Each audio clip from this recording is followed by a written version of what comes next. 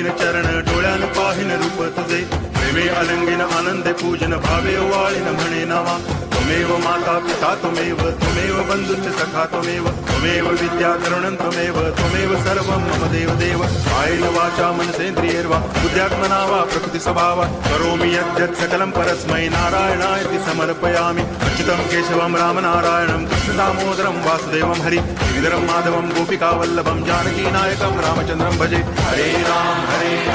Ram Ram Hare Hare Hare Krishna